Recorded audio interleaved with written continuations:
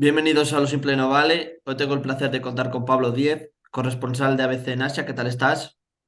Hola, ¿qué tal Alberto? Muy bien, encantado de estar aquí contigo charlando hoy. Bueno, es un placer charlar contigo, lamentablemente sobre una catástrofe de los terremotos que han ocurrido en Turquía y Siria. Y bueno, hemos estado hablando un poco previamente que es la octava catástrofe que cubres. Así es, efectivamente, esta es la octava catástrofe natural que me toca cubrir desde el año 2005, cuando me fui a China como corresponsal para China y Asia del periódico ABC.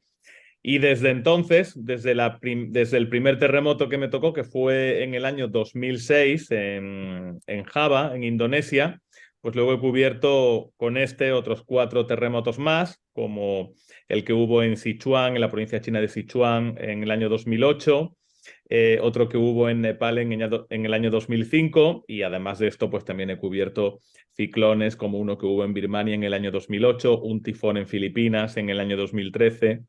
Y para mí lo que más me ha marcado de todas estas catástrofes, tanto personal como profesionalmente, fue la cobertura del tsunami de Japón en el año 2011, que provocó además el accidente en la central nuclear de Fukushima 1, que a mí me inspiró también para escribir mi novela Fukushima Mon Amour, que aquí os lo digo por si os interesa leerla, que está publicada por Kailas en España. Y ese fue sin duda pues la catástrofe natural que más me ha impactado cubrir, porque a la devastación que provocó el tsunami, que había sido a su vez provocado por un terremoto también muy potente, pero en el que no murió tanta gente como ha ocurrido aquí en Turquía, pues a toda esa devastación que provocó el tsunami se sumó el pánico a las fugas radiactivas en la central nuclear de Fukushima 1. Claro, como también hemos hablado, has estado allí también, o sea, has estado recientemente allí, has visto todo lo que está sucediendo, el trabajo que se está haciendo para rescatar a las víctimas y también salvar a los posibles supervivientes. Y claro, la primera pregunta que te quiero hacer es, cuando conoces la noticia, ¿cómo te impactó? Bueno, pues el trabajo este como periodista y sobre todo, bueno, pues cuando en mi caso estamos también ya bastante acostumbrados a cubrir grandes noticias o grandes catástrofes como esta, a mí me pilla la catástrofe aquí en España, estaba en España en ese momento, entonces pues el periódico decide enviarme porque nos pillaba relativamente cerca de Turquía, a solo 4 horas de vuelo, es una distancia que es asumible, y es el lunes por la mañana, pues cuando todavía no se sabe exactamente qué ha pasado, porque son las primeras noticias. Yo salgo de mi casa en Córdoba, que es donde vivo, me pillo un tren AVE a Málaga, porque hay un vuelo a las 5 de la tarde a Estambul. Y desde allí, pues como siempre en este tipo de coberturas, lo importante es llegar al país lo antes posible y luego intentar llegar a la zona más cercana al epicentro del terremoto. En este caso hay que tener en cuenta que son dos terremotos los que ha habido. Hubo uno casi a las 5 de la mañana y luego hubo otro a la 1 de la tarde en dos epicentros distintos. Cuando yo llego allí, que en ese momento pues ya se sabe que es un terremoto muy fuerte, no se sabe todavía, por supuesto, el número de víctimas está empezando a contabilizarse, pero ya se espera que vaya a ser muy grave, porque hay imágenes de mucha devastación, pero yo todavía no sé a lo que me voy a enfrentar ni sé la gravedad que tiene ese terremoto. Luego, cuando ya tenemos más información, vemos que ha afectado a una zona que tiene aproximadamente más de 100.000 kilómetros cuadrados, que eso es una zona mayor que Portugal. Por lo tanto, estamos hablando de que hay ciudades, como si fuera todo Portugal, que ha sido afectada por el terremoto. Cuando llego a Estambul, en ese momento, a medianoche de ese lunes, el aeropuerto está realmente abarrotado de voluntarios que quieren ir a ayudar al terremoto y no, como hay tantos, no hay asientos en los vuelos para llegar a las zonas más afectadas. Yo tenía en mente varias ciudades como Gaziantep, Malatia, Adana, que era otro punto al que se podía llegar, Antioquía, pero bueno, muchas de ellas pues tenían los aeropuertos cerrados y en los que estaba funcionando los vuelos eran para los voluntarios y para la ayuda humanitaria. Finalmente tuve suerte y pude volar a las 7 de la mañana todo eso después de haber salido de mi casa el lunes, por supuesto, comiendo solamente un par de bocadillos en el aeropuerto y sin dormir apenas, solo las cabezadas que pudiera echar en el avión o en el aeropuerto, pero finalmente tuve la suerte de que había un vuelo que iba a la ciudad de Diyarbakir, que es otra ciudad que ha sido dañada, está al este de la zona afectada, al este de la península de Anatolia. Era un vuelo a través de Ankara, donde tuve que hacer escala y al llegar a Diyarbakir tuve que irme en coche otras 3 o 4 horas de camino hasta llegar a la ciudad de Gaziantep, que es la mayor ciudad que estaba más próxima al epicentro del primer terremoto y donde está este castillo con 2000 años de antigüedad que, como se ha visto en las imágenes, pues sus murallas se han derrumbado por el seísmo. Claro, en esas primeras horas en las que estás en Turquía, según te va llegando la información, ya tienes claro que era una catástrofe, creo que es la segunda más terrible que ha habido en Turquía. Sí, creo que ahora mismo son más de 43.000 muertos los que ha Sí. habido.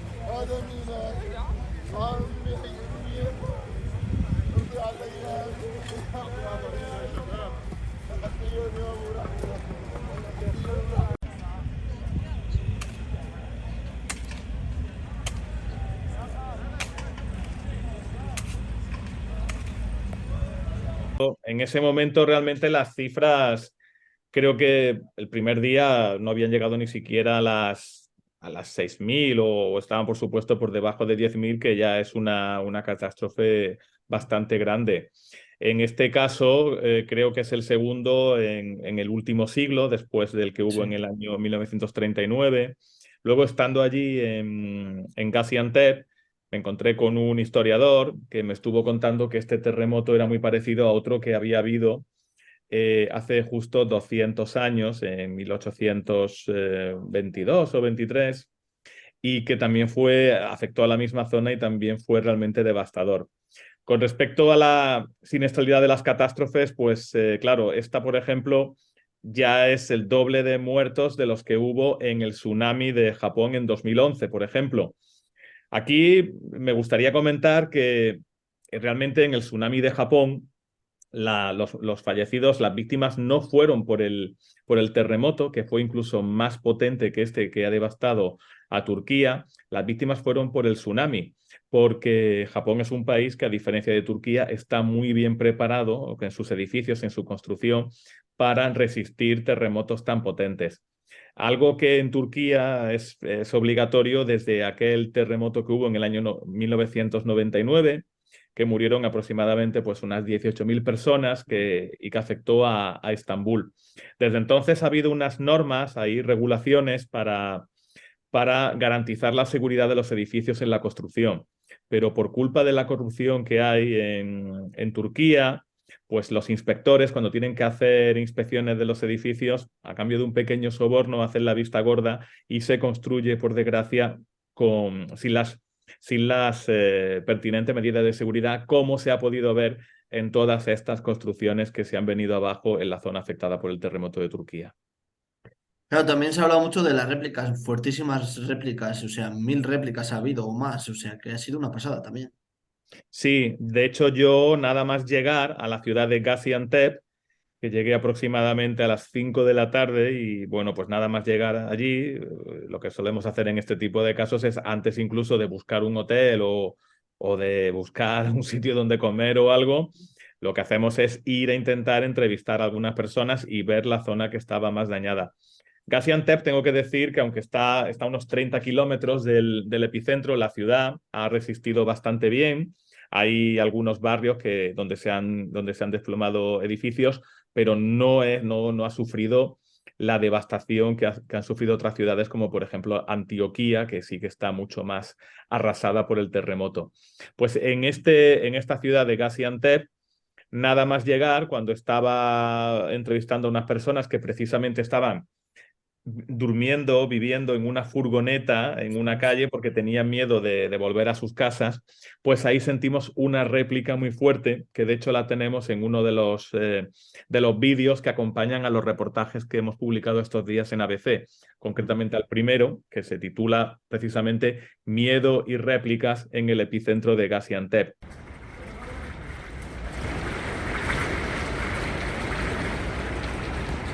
Ahora mismo estamos sintiendo una réplica del terremoto que ha sacudido a Turquía y como se puede ver, aquí hay algunas personas que están durmiendo en esta furgoneta porque tienen miedo a permanecer en su casa y acabamos de sentir una réplica ahora mismo. Hay por las calles muchas personas que no se quieren quedar en sus casas y están buscando comida en los pocos restaurantes que están abiertos y las pocas tiendas que están abiertas. Y lo que sentí en ese momento fue que empieza todo a balancearse, a Mm. moverse y sobre todo el estrépito de las persianas metálicas de los locales, que la mayoría Ostras. pues, estaban todos cerrados, empiezan a sonar muy fuerte y algunas alarmas de los vehículos también se activaron y la gente, por supuesto, pues entró en pánico y empezaron a correr por las calles, estaba ya a oscuras, empezaron a correr porque tenían miedo de que se desplomaran estos edificios que antes habían aguantado el terremoto, pero que podrían venirse abajo por estas réplicas. Después de eso, yo no he vuelto a sentir ninguna más allí. La verdad es que no, por lo menos no, o si ha habido, no me he dado cuenta. Pero bueno, tengo que decirte a veces también que por ejemplo, cuando he estado en Japón y cuando Mm. estuve cubriendo el tsunami de Japón en el año 2011, también sentí algunas réplicas muy fuertes. Y en mi último viaje a Japón, que fue para cubrir los Juegos Olímpicos de Tokio de 2020, que se celebraron en el verano de 2021, Mm. también Ostras. sufrí una réplica, un pequeño terremoto que fue fuerte porque yo estaba en la cama, estaba durmiendo y me desperté del movimiento, pero que por supuesto en Japón ya te digo que está muy bien preparado a diferencia de Turquía para resistir los terremotos. Sí, quería recalcar que Siria también sufrió el terremoto, aunque tú has estado en Turquía, por eso estamos centrados más en Turquía, pero bueno, que Siria también tristemente ha sido afectado también este país. Y claro, también te quería preguntar por el trabajo de las autoridades, cómo lo has visto, de voluntarios y la ayuda humanitaria de otros países. Así es, bueno, evidentemente tenemos que acordarnos también de Siria, que por desgracia, pues sus damnificados son los grandes olvidados de ese terremoto, porque todo el mundo y toda la atención informativa se ha centrado en Turquía, que es el país que más lo ha sufrido, pero Siria también ha resultado muy afectada. Por ejemplo, yo estuve entrevistando a un refugiado kurdo que vivía en Siria, que había huido de la guerra en Siria y llevaba ya 10 años viviendo en Gaziantep y estaba en ese momento refugiado, estaba cobijado en una mezquita porque tenía miedo de volver a su casa. De hecho, su edificio había sido evacuado por riesgo de desplome y me estuvo enseñando algunos vídeos que le mandaba su familia desde Siria, familiares y amigos, y las imágenes algunas eran realmente desoladoras, porque en una de ellas, por ejemplo, se veía una hilera de una docena de cadáveres de niños Buah. y una persona que era el familiar, quizá el padre, que estaba llorando desconsolado porque era una mujer la que había fallecido y luego pues yo estuve contando hasta doce cadáveres de niños que los habían sacado de los escombros y por desgracia los cuerpos cuando los sacan de los escombros es una visión realmente espeluznante, es una muerte horrorosa. Con respecto a la ayuda, yo lo que he visto es que desde el primer momento sí que hay una movilización muy fuerte, porque el aeropuerto de Estambul estaba colapsado de voluntarios. Todos estos voluntarios pertenecen a la Agencia de Lucha contra las Catástrofes en Turquía, y son personas que están previamente apuntadas y que en caso de catástrofe tienen que acudir al aeropuerto porque van a ser enviadas al lugar donde su distrito tiene que ayudar en caso de que ocurra eso. Aunque sobre todo la extensión y la gravedad del terremoto ha hecho que la ayuda no llegara a muchísimos sitios, porque estamos hablando de una zona que es como es mayor que Portugal. Y, por ejemplo, pues yo estaba en Gaziantep y me movía en los alrededores, lo que significa que como mínimo hacía viajes en coche cada día de unas 2 o 3 horas de ida, Oh, más 2 o 3 horas de vuelta. Esto es solamente la distancia mínima o más cercana que podía llegar para llegar a sitios que habían sido muy, muy afectados, muy dañados, que estaban cerca de Gaziantep, como por ejemplo Nurdak, y también la localidad de Islahiye, que ahí es donde estaba trabajando la Unidad Militar de Emergencias del Ejército, la UME, donde estaban rescatando a supervivientes. Luego también fui a la ciudad de Iskenderun, que está en la costa, y ese viaje pues también fueron otras 4 o 5 horas, tanto de ida como de vuelta. Pero, por supuesto, hubo otras zonas que yo no pude ir, aunque mi compañero del grupo Vocento, Mikel Ayestarán, corresponsal en Turquía, él sí estuvo cubriendo esa parte y él estuvo en Antioquía y en otros lugares que habían sido afectados, pero a los cuales yo no podía llegar. Y estuve hablando con algunos compañeros que habían hecho, pues a lo mejor un viaje de 10 horas para llegar a un oh. sitio. Por lo tanto, es que era imposible, porque luego al llegar ahí en ese sitio no había electricidad, posiblemente tampoco hubiera cobertura para poder enviar las fotos o el texto o los vídeos, y era muy complicado llegar a esos lugares.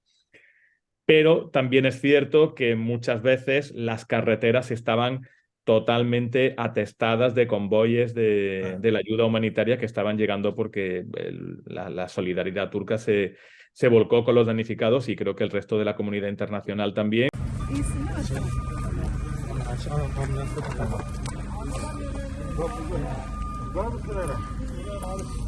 Babam nerede abi? Buradayım kızım, buradayım babam. Babam burada bak. Bak. Buradayım babam, buradayım. Gel babası gel. Buradayım babam, korkma babam. Korkma. Yusra nerede? Bilmiyorum baba Yusra'da ne yok. Yanında nerede babam? En son yanımdaydı, deprem oldu azar. Ondan sonra benim üstüme bir döndü yolunca ben kendimi yere attım. Sonra hiç sesini duydun mu? Yok duymadım sesini. Ellemeye çalıştım. Sana yakın mıydı Bana normalde? yakındı, koltuktaydı. Ha, kucağındaydı. Evet. Ellemeye çalıştım. Bir iki defa elledim ama yetişemedim, üzerimde şey vardı. Beton yığını vardı. Merve kendisi çıktı.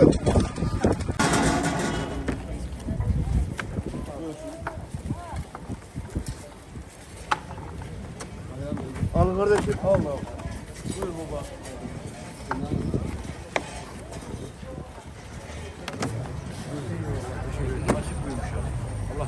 Allah razı olsun baba, sağ ol. Ne güzel bak. Y España ha sido uno de los países, por ejemplo, que más ha ayudado, como hemos visto con este despliegue que hizo la Armada, con 500 infantes de Marina, que estaban ayudando a repartir la ayuda humanitaria a las ONG. También estaban ayudando en labores de rescate y desescombro. De hecho, encontraron a varios supervivientes.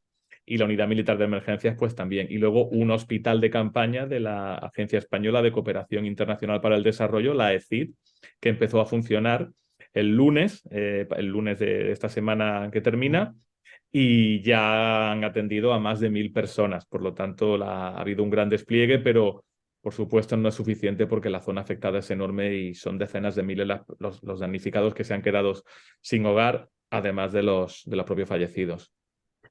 Claro, también un factor determinante para el rescate de personas, ayuda humanitaria, ha sido la situación climatológica, que ha sido también muy mala, de mucho frío.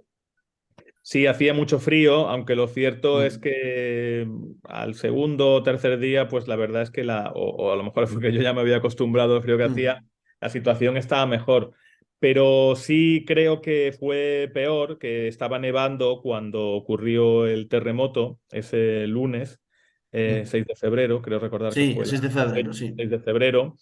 Pues Mm. cuando yo llegué justo el día 7 de febrero, cuando llego a la zona del terremoto, a Diyarbakir, y desde ahí tengo que ir en coche hasta Gaziantep, en ese trayecto de unas 4 horas por carretera. Las carreteras la verdad es que estaban bien, son autopistas de 3 carriles, había algunas zonas, algunos tramos que estaban afectados, pero por lo general se podía circular bastante bien. El primer trayecto, la primera parte del viaje era una nevada fortísima con ventisca que apenas se veía la carretera. Luego, cuando ya pasamos la mitad del trayecto, la verdad es que el tiempo, ese temporal se ve que iba hacia el este y ya se había aclarado. Y el resto de los días, aunque hacía frío, por lo menos no estaba la nieve.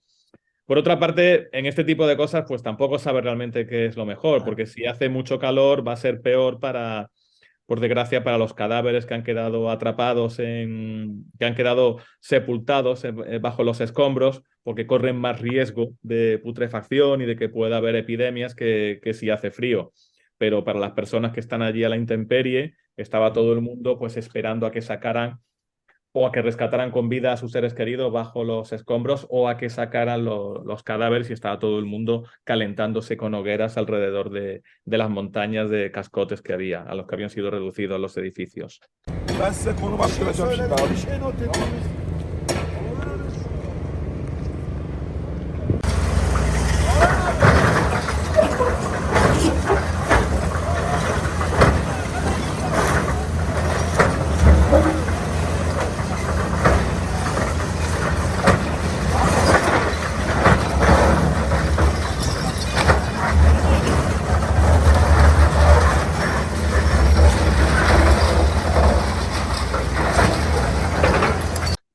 Claro, y ya para terminar, te quería preguntar, hasta que vuelva otra vez un poco la vida, otra vez a lo que era, se va a necesitar muchísimo tiempo, ¿no? Y medios para poder recuperar el destrozo que ha causado los terribles terremotos.